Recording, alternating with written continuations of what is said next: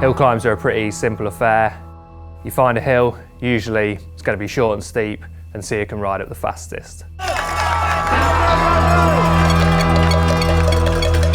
It's a totally low-key amateur discipline within cycling, and I love it. I knew for 2016 the Nationals were going to be on a course that would really suit a fixed gear bike, and there was kind of nothing on the market that really fitted the bill. I got in touch with the guys at Engineered Bicycles. The idea was to build me the most specific and simple machine possible for that race. Engineered Bicycles is a company I started about 3-4 years ago, and it really was to try to create the bicycles that I wanted to ride. The real ethos of the company is bicycles where form follows function, so design without any superfluous details, just really about making the best bikes we can. We knew that it was going to be a big challenge to deliver a bike that's so specific for such a specialist purpose that in every aspect of it we're going to have to think beyond our normal thought process. A hill climb bike, and especially a fixed hill climb specific bicycle, is something that's very unusual and doesn't really fit into any category that you can immediately draw off. So it's not a road bike, it's not a fixed wheel sort of track bike. He didn't really want something that was noodly and squirrely and that would essentially be the lightest thing he could get, but also wanted to maintain good stiffness for both drive efficiency as well as keeping the handling characteristics of the bike sensible. It needed to really work in the real world. As with all our customers, I really try and get to know what the bike's going to mean to them and how they're going to feel about riding it. So because this is a hill climb specific bike, I really geeked out and looked into the history of hill climbing and really into the history of the bikes, how they took their forms and what people did to them. The hill climb season, it doesn't last that long, but it's a really intense 2-month period, and you can often find yourself racing 4 times on a weekend.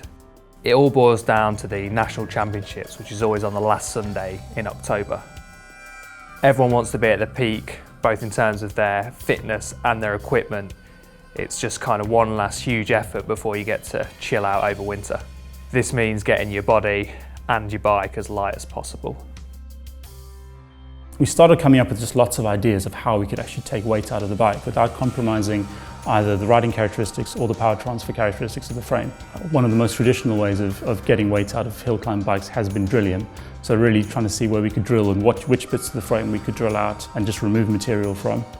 Even though we weren't actually going to drill the frame, I wanted to make the graphics look as realistic as possible. I worked with David quite closely to get a drilling pattern that's actually physically a perfect drilling pattern and structurally sound. Each circle is offset at a 60-degree angle, so if we were to drill the frame, that's exactly where we'd do it. We use a scandium aluminium alloy. What the material allows us to do is use much thinner wall thicknesses than you would with a normal aluminium alloy. We've joined the material not with just conventional welds, but with a double pass weld that is actually smoothed down, so actually literally filed down by hand. It's quite a time-consuming and tedious process, but what it does is it takes away all the little valleys and rifts within the weld, which create stress concentrations. So it actually makes the weld stronger. The happy coincidence of the approach is that it actually makes it look really good as well. One of the other weight-saving measures that we took was replacing the aluminium seat tube with a carbon seat tube. Carbon being obviously a very light and lightweight material, we could take out probably around 100 grams out of the frame. We decided to just stick with using a threaded bottom bracket rather than go with some of the crazier press fit alternatives. They may have been a bit lighter, but in terms of long-term maintainability and simply compatibility with parts, it just made a lot more sense.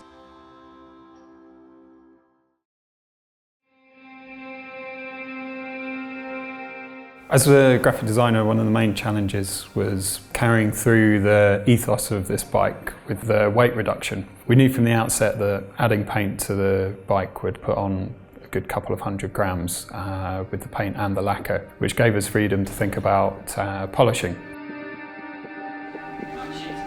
We're really lucky here in Bristol that we're surrounded by some amazing craftsmen who've been applying their trade for years and years, so it gave us the confidence to really get our ideas across and execute the frame to the level that we really wanted to achieve. The first port of call was the polishers to achieve the mirrored polish on all the metal areas. Then next it was on to the bead blasters. We made our masks and individually weeded out all of the holes, applied the masks to the frame and then handed it over for blasting to be done. This was a bit scary because we only have one shot at it. Literally the slightest of passes to put the graphics on and remove that material.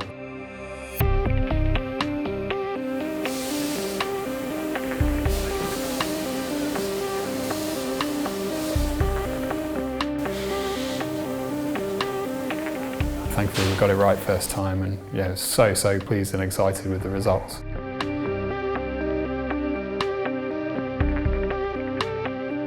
Seeing the bike built up for the first time was really amazing. You know, it came in about bang on what we thought of 5.1 kilos.